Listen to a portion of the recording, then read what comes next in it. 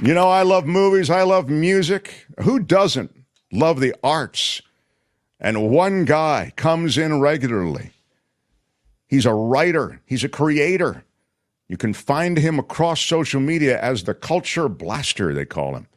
Are you always the Culture Blaster or sometimes just Culture Blaster? Yeah, okay. All right. Well, we'll talk to you in a minute. He comes and goes on a rainbow. He's the great Michael Snyder, everybody. Mark, in your case, you can call me Mr. Blaster.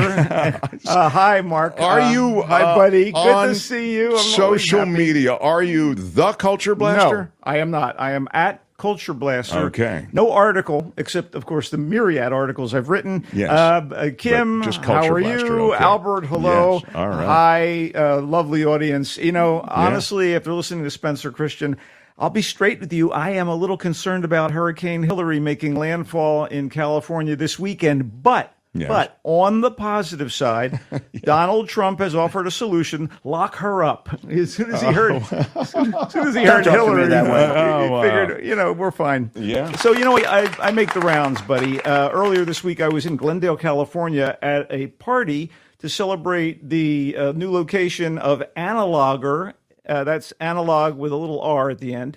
And that place is, I guess you'd call it a music equipment store. And they have an amazing collection of memorabilia, including vintage instruments, audio gear, clothing, set lists, photos, the whole deal. So I'm there. I'm starting to check out the collection. It's Phil Spector's keyboard. Wow. How do you know? The scent of gunpowder. How dare you? How dare you? How dare you make light of that? There were all sorts of things. What? I mean, was any of Phil Spector's stuff actually on sale? Yeah. Well, yeah. You could get his keyboard. How much was his keyboard priced at? I am not in that market. I can't even. You didn't even bother to ask how much Phil Spector's keyboard is? I worry about the cost of a cappuccino, man. I'm not thinking about buying Phil Spector's keyboard. It's not a question of you buying it. It's a question of information. It was amazing. Oh my They God! had. Why are you yelling? They had George Harrison's sleek Beatles-era suit, John Lennon's red house coat, Elton John's 1974 tour jumpsuit. Ew, it was so nice. Some guitars that belonged to Eric Clapton, $1 million plus worth of guitars. And here's the truth. If you touch one of Clapton's guitars, you're suddenly an anti-vaxxer. It's amazing. Oh, my God. There's never been anything like this. Yes. And this is their new hoax. No, I'm not kidding. Anyway, it's really cool. If you're interested in their collection and you have the cash and what have you, you can find out a little bit about them by going to info@analoger.com. That's I am interested in it. ANALOGR.com. Albert, I think it's about time you send me and buy me a gift, if I can say that. I think That's maybe not this would fake. be That's real. I think Phil Spector's keyboard would be a great thing to have. If you get George Harrison's suit back from their touring days, you have to have it dry cleaned to get the scent of pheromones off of it. Those teenage girls, oh my God. It was strong back then. There's a reason this place is fun. That's right. All right. Back in the day. Shall we talk movies? Please. Mark Thompson. Okay. Michael, as it's quickly... I see. Okay, good. They know. No, please. Go. So, Michael, what do you have for us on movies? Just what we needed. Another summertime superhero movie. Oh, my God. They keep coming. And another one from DC Comics via Warner Brothers or vice versa, especially in the aftermath of the frantic, messy, and unsatisfying release of The Flash from the same corporate beast. But surprise, Blue Beetle is actually good.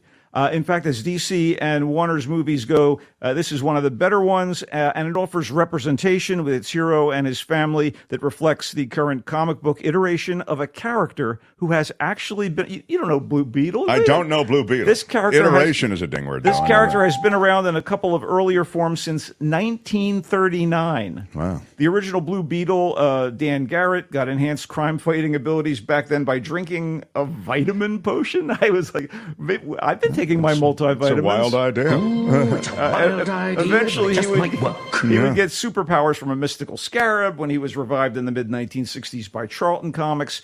Then tech whiz Ted Kord, who was Garrett's protege, took the mantle of the character. Proteges it anyway. And the character shortly thereafter moved over to DC Comics until until 2006. when young Jaime Reyes, we'll call him Jaime. Let's get the pronunciation proper here. Jaime Reyes, it looks like Jamie, a Mexican-American teenager bonded against his will with a blue scarab from outer space to become the third and most recent version of Blue Beetle. Now, but when you say bonded with, I mean, like the Fly bonded? Yeah, well, kind of. This scarab attaches itself to the kid. Wow. You know David Cronenberg's movies? This movie, The Blue Beetle, has some body horror moments. So wow. I'll warn you right here and now about that. Go ahead, yeah. Anyway, so Jaime's the one the new movie's all about, and compared to The Flash and other DC movies connected to the company's first attempt to do kind of a Marvel-style cinematic universe, Blue Beetle is telling a comparatively simple story with little excess baggage of other heroes and previous story arcs. Here, Jaime, who is, by the way, played by a genuine find, Xolo Maridueña. This guy's in his early 20s, Jaime, and the first of his close-knit, unabashedly ethnic family to graduate from university. So armed with his diploma, Jaime comes home to his rundown Latino neighborhood in otherwise fancy, high-tech Palmyra City, embraces his loving mother and dad, his keen-minded grandma, abuela, I guess is what you would say. Abuela, sure. His snarky younger sister and his boisterous uncle, and he learns they're about to be evicted. So finding it impossible to convert his degree into a decent-paying job, we've heard this issue before. Jaime instead takes on work as a pool boy at the mansion of mega corporation CEO Victoria Cord, the sister of the missing Ted Cord, the former Blue Beetle. Oh, sure. And she's the villainess of the tale, and she's played by Susan Sarandon. And this is the quintessential greed is good, autocratic megalomaniac. So Victoria is evicting the Reyes family just to solidify her evil bona fides, I think, just for the hell of it. No, bona fides. Yeah. Anyway, her real focus is harnessing the power of an alien artifact, the Scarab, to create super soldiers and cash in on government contracts. So through a set of circumstances triggered by Ted Cord's humanitarian-minded daughter, who detests her Aunt Victoria, Jaime bonds with the Scarab painfully, like I was saying a little earlier. I see. It wasn't a wanted bond necessarily. No, the craziness ramps up, and he can make a costume of protective armor, materialize, form energy blasts and shields, and fly. And of course, Victoria wants the Scarab back and sends her troops after Jaime's family, and her hyper-strong bodyguard is sent after the new Blue Beetle. So Maridueña is pretty perfect as Jaime, who reluctantly finds himself with superpowers that at first seem more like a curse than a blessing. He leans on boyish charm, this young actor, a nobility of purpose that doesn't come off as heavy-handed, and he's got a lot of love for his people. And in this case, the move to representation really enhances the project with a group of lesser-known but very talented Hispanic actors, some who have had careers in Mexican film and telenovelas and are now given a mainstreamy forum to show off their dramatic and comedic skills, their culture, their likability. You know, there's a sort of ringer here, though, playing a member of Jaime's family, and that's comedian and sitcom vet George Lopez as Jaime's funny, loyal, and conspiracy-obsessed and mechanically skilled, that comes in handy, Uncle Rudy, who's got this barrio hipster vibe, and it lightens, that's kind of cool. Lightens every scene he's in. The Latin vibe itself is exhilarating throughout, and it's enhanced by the actors and lively, tuneful needle drops. And, director Angel Manuel Soto clearly connected with the character and the idea of the Reyes family being one of Jaime's superpowers. They all come to support him at any given opportunity. And even the requisite climactic CGI battle doesn't kill the good vibes of Blue Beetle. I was still all like, Viva la Resistance! So anyway, there is a solid standalone here. It delivers a good origin story, fantastical comic book action, some breezy humor, and that family warmth. And it never seems to be using its Latin American aspects in a gratuitous or gimmicky way. Genuine respect for the culture. Gratuitous. And the community. And this thing is as brightly hued as a, playground mural in the inner city. It's got that kind of crackle. Anyway, I like that's Blue Beetle. Great. A backstory to be able to jump right into this. You don't. But some people will think of it, it's another boilerplate superhero movie, but it's done right, which is really the wow. And you are a superhero, you're a comic book nerd guy. So thanks. Tom said, I mean that in a good way. Tom says Megalomania, and I missed that. And requisite is a ding word, Tom Yeah. says. If you say so, Tom. Look, I'm not particularly a dog lover. I'll admit it. And I'm not a fan of scatological humor, yet I found Scatological. myself really enjoying and sporadically laughing at Strays. Sporadically. It's a somewhat disposable live-action computer-enhanced comedy about a scruffy, good-natured border terrier named Reggie, voiced by Will Ferrell, who was abused by his loutish owner, Doug. Loutish. Played by Farrell's old SNL castmate, Will Forte. Abandoned by Doug in the big city, miles from his home, this naive, optimistic Reggie is befriended by a streetwise and really foul-mouthed Boston Terrier named Bug, and voiced by Jamie Foxx, not Jaime in this case, Jamie. Before anything too horrible happens, Bug kind of intercedes and kind of saves Reggie from going down that dark alley, if you know what I mean. Reggie gets schooled by Bug in the ways of the strays, and the two new comrades team up with two other strays, Maggie, the Australian Shepherd, voiced by Down Under's Isla Fisher, of Wedding Crashers fame, Yeah, right. Yeah, and wife of Sacha Baron Cohen, as a matter of fact.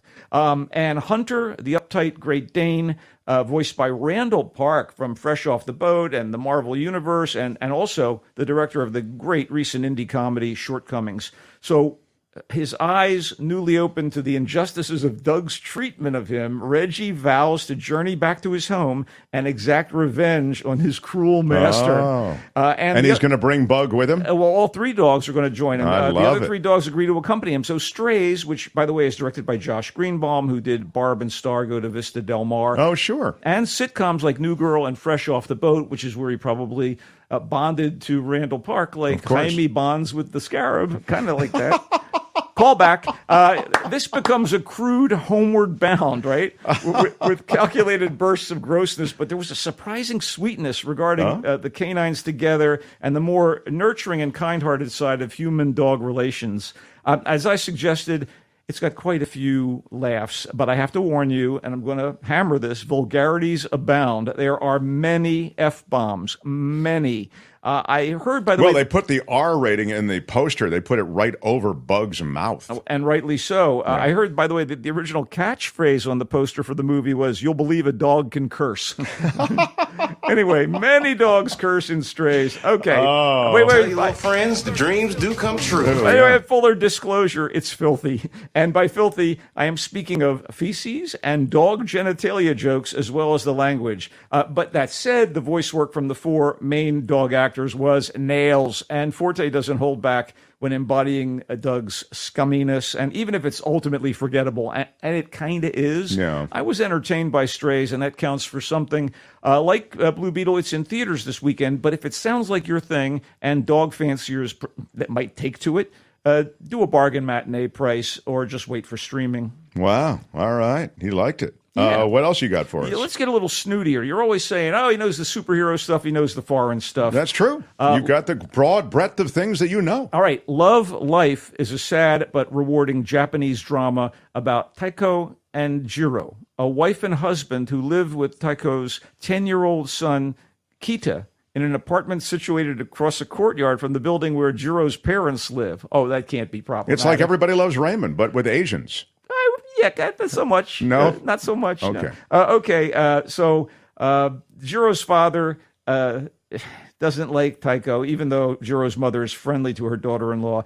But all of them celebrate little Keita's championship status as a gamer.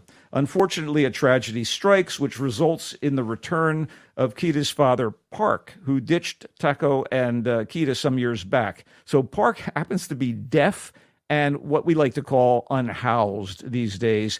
And Taiko, desperate to cope with the turn in her life, reaches out to assist her ex, much to the chagrin of the simmering Jiro. Look, watching these people muddle through what might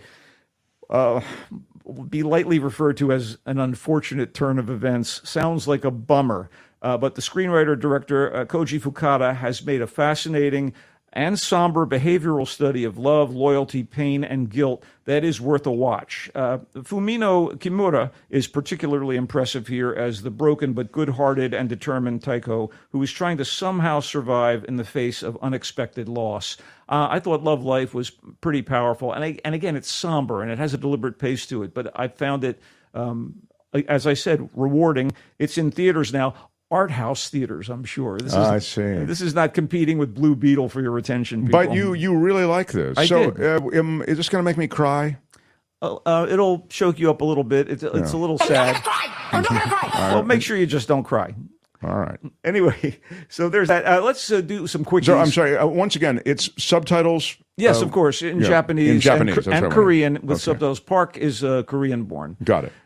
So I want to quickly talk about Operation Napoleon. Yes, because sir. we hear about these foreign films being all snooty art house films. Operation Napoleon is not. It is a standard action thriller, the kind that you would see from English language productions, and it's essentially all about a crazy circumstance at the end of World War II where something hinky was going on, and I guess you'd call it a plan called Operation Napoleon was in effect, and a plane crashes in Iceland, and apparently people have been looking for this plane since the end of World War II because there's something inside that's really going to change the face of geopolitics or something to that effect. So it's an old World War II German fighter plane, and all these people come out to the scene to try to find it, but it's actually in this desolate part of Iceland.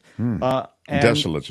And I'll tell you who else is interested in getting this plane besides a bunch of faceless treasure hunters or weirdos, and that's the director of the CIA, who has been trying to find this Operation Napoleon thing for a very long time. I just had a good time watching it. And, a woman. Who's the director of the CIA? The director of the CIA is played by an actor you may recognize. That's what and I that thought. Would be, I thought maybe I would. Ian Glenn, who was in Game of Thrones and also played Bruce Wayne in the recent show Titans. That would be Batman. Mm-hmm. So the other people aren't as familiar. But a woman, a feisty woman, and her buddy and boyfriend, her brother is lost out amidst the peaks and the glaciers and what have you. So she wants to go out there and find him. Sure, before. she has personal reasons to. She does to go have an try to- agenda. This is pretty much. There's never been anything like this. Well, there's been a lot of stuff like this. This is in a bunch of foreign languages and English, so you don't have to constantly be reading subtitles. But you know. It was. I would give it a C+. It was okay. It was fun. It was diverting, and I think watching it on streaming, which is available right now, might be fun. I see. It's available on streaming as well. It's a B movie, Operation Napoleon, and I kind of liked it. Yeah. Wow. A lot here to reflect on. Operation Napoleon, the plane crash with something in the plane. We're not sure what it is. Those Nazis were up to something. It's World War II. Could be anything at all. I can't tell you what it is. Yeah. But it's big, and a lot of people want to find it. It's a C+, is what Michael said. B-. I mean, I had fun watching it. Sometimes you just want to turn the brain off and watch a little action and crazy. Sure. We get that. There are colorful moments, but yeah, it's not great. It's just not completely dismissible. Love Life is the Korean-Japanese subtitled number that has a complex family relationship. Sounds kind of intriguing. Sure. Michael liked it. I did.